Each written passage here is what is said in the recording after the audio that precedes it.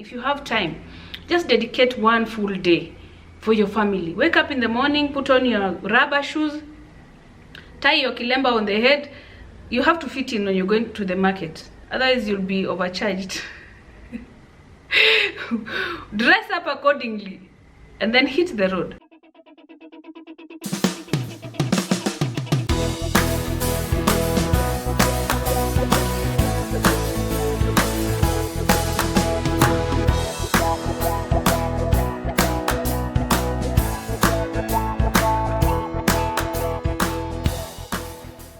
Hi everyone, and welcome to this channel. I hope all of you are doing great wherever you're watching us from. This week was a very interesting week, and I'd like to thank each and everyone who showed me some love on my YouTube channel. We are 200 subscribers more than we were a few days ago, and I'd like to thank you all. So this week I wanted us to talk about how I budget for my house. Times are tough, as we all know it, with this pandemic, and some of us have lost jobs, some of us have had to go home with half of their pay, and some businesses are also not doing very well. So I was doing my shopping the other day, and I just thought, you know, maybe I should share how I have been doing this, like how I do shopping and how I budget for my monthly supplies for the house. So in today's video, basically what we're going to talk about, or what I'm going to share with you, is how I budget for my house.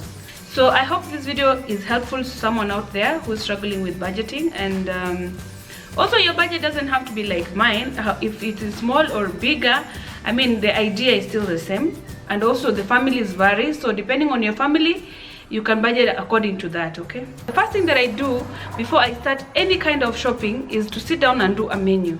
Food is very important in the house. I mean, you can lack everything else, but you cannot miss to have food, especially when you have children. So the first thing I do is that I do a menu for a whole month. Okay, after making the menu, the next thing I do is I take stock. So I have to take stock of what is already there in the store. I have to take stock of what is there in the fridge, so that I'm able to tell what food, what more we need, or what is over, or you know, what else I need to add to what we already have. Okay, after taking stock of the fridge and also stock of the store, the next thing I do is I do a list of what I need to add, a shopping list. And when you're doing a shopping list, it is based on the menu and what is lacking in the store. So when I say it's based on the menu, that means that, like in a given month, how many times do you have, say for example, beef? If it's 4 times, what portions? So that when you go to shop, you know how much more you need to add, or if it's over, you know what quantities you're supposed to buy. This actually helps a lot when you're planning for your house, so that you don't have excess food that also goes to waste. Or sometimes when there's a lot of stuff in the house, people tend to misuse it. So it helps you to just buy what you need for that given month. So if you have meat, say once a week, for example, and maybe it's a kg. So when you're going for shopping, you know you're going to shop 4 kilos of meat, because you're going to have them once a week for 4 weeks. You understand? So you get the idea. So after doing a list, the next thing is going for shopping. Okay, never ever leave your house without a shopping list. For me, when I leave the house without a shopping list, I have so much in my mind. I end up buying things that I already have.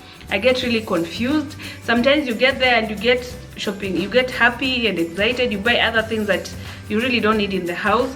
So having a list helps me to buy just exactly what I need and what quantities I need. Okay, I do my shopping in 5 different stages. The first stage is meats, poultry and fish. For meat, I go to Kiserian, to the slaughterhouse, because my family is big and we have meat a couple of times in a month, and also we do have a lot of guests, so I also factor that when I'm going for my shopping. So meats I buy at the slaughterhouse. Poultry, I have a supplier who brings for me at about 400-450 a piece. So also depending on what you have on the menu, how many times you have, for example, chicken or eggs, you can purchase or shop according to exactly what you need for that given month. Okay, also things like fish. There's a very convenient depot that I've been sharing on my social media. It's called Victory Farms, where they sell you fish according to the kgs, and it's quite affordable. You get a very big fish for around maybe 300 shillings at most. So that's where I buy my fish. And also when I'm doing my groceries, I like to go to Marikiti, but with this pandemic right now I'm not able to do that, so I'll go to maybe Kawangware. It depends on which market is nearest to you, which is a bit less populated, because Marikiti for me right now is quite populated, so I can't go there. But that's where I prefer to do my shopping, because everything is sold per kg and you get more for less. Okay, so for cereals, there are so many cereal shops that are available in the markets. They're also there. I mean, in the estates there are cereal shops. So for cereals, I don't really have a specific place where I buy, but there are cereal shops, I believe, where you can go and do your shopping. For me, there are certain depots where I go, there are certain wholesale places where I go, and the reason why I like to do my shopping on wholesale, there are things like tissues. When you buy the small pack in the supermarket, for me it doesn't really last. So I prefer to buy the whole 40 pack, like someone who's going to sell. You know, most people who go to the wholesale, I think nowadays people go to wholesale a lot, but initially it was just people who have shops or kiosks, you understand? So for me, like for example, if it's tissue, my family is big. I can't buy the 12 pack, I have to buy the 40 pack, and I can't buy one, I have to buy like two. Okay, so at the wholesale, you find that big pack goes for around maybe 650 shillings. And at the supermarket, you find the 12 pack, or is it a 10 pack? You find that it goes for around 250. So do your math, just see the difference, you know. So you're able to save a lot, or I'm able to save a lot when I go to the wholesale. I buy things in bulk, things like bar soap. I have the whole carton, because a lot of cleaning happens in this house. I have a big family again. And things like detergents, things like Omo for washing clothes. I buy the entire pack, 10 kg thing, because I mean my family is big again. So if you have a small family, still at the wholesale, they're able to give you the small packages that you can get. So yeah, after shopping, the next thing now is packaging. And that is the most important thing when you're budgeting for your house.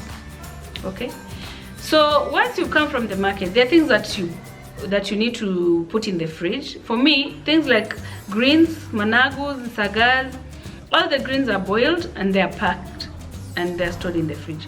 So how do I pack when I'm storing food in the fridge? For example, we have greens, say 6 times a week. As I boil the food and package it, I have to package 6 portions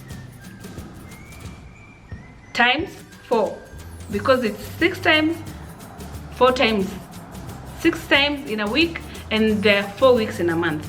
So when I package, if for example the 6 times a week, I package 6 times and multiply that by 4, so that it lasts me a whole month. Okay, we are trying to avoid scenarios whereby it's in the middle of the month, you don't have money, you have kids, you start getting frustrated because the kids need to eat, the people in the house need food, and you don't have money. What do?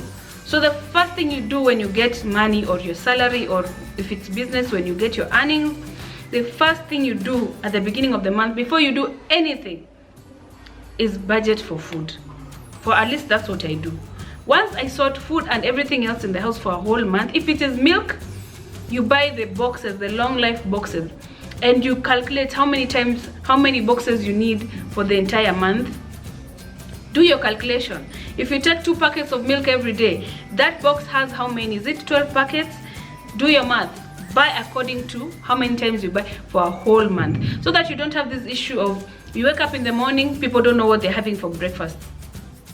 Why? Because you got your salary, or you got your small money, and you put it somewhere else. You understand? So once you've sorted food, the next thing that comes in is bills. Okay, the rent, the electricities, the water, the service charges, and all those things, because you don't want to be chased out of the house. So, or maybe not have electricity, you know, or maybe not have Wi-Fi if that's a priority for you. So once you do that, then the rest of the money can go to either your loans, if you have loans, if you have debts, or if you have maybe a project you are doing, or if you have savings that you're supposed to be making, the rest of the money can go there. But at least the first and most important thing that I've come to learn when you have children is the frustration that you can get yourself into when you haven't budgeted for them and shopped for them. It becomes a struggle, okay? There's one thing I wanted to mention about online grocery shopping. It's not bad. It's very convenient for people who have busy schedules, people who go to work, and also if you have a small family, I think it's the best for you. But for a family like mine, like there's a time I bought foods online and they didn't last me a week, so I didn't really get value for money. And especially when you have time, if you have time, just dedicate one full day for your family. Wake up in the morning, put on your rubber shoes, tie your kilemba on the head. You have to fit in when you're going to the market, otherwise you'll be overcharged. Dress up accordingly and then hit the road. I mean, it will take a full day, yes, or maybe depending on where you do your shopping. For me, it takes a day, so I have to dedicate a day every month for shopping for my family, and I save a lot at the end of the day. So if you have time, instead of just sitting in the house and saying, oh, I'll order online, or I'll do this, I'll do that, just get yourself up, do your list, do your menu, organize your house, plan for the whole month, and hit the road. Go get those things yourself. It's quite cheaper and it will save you a lot.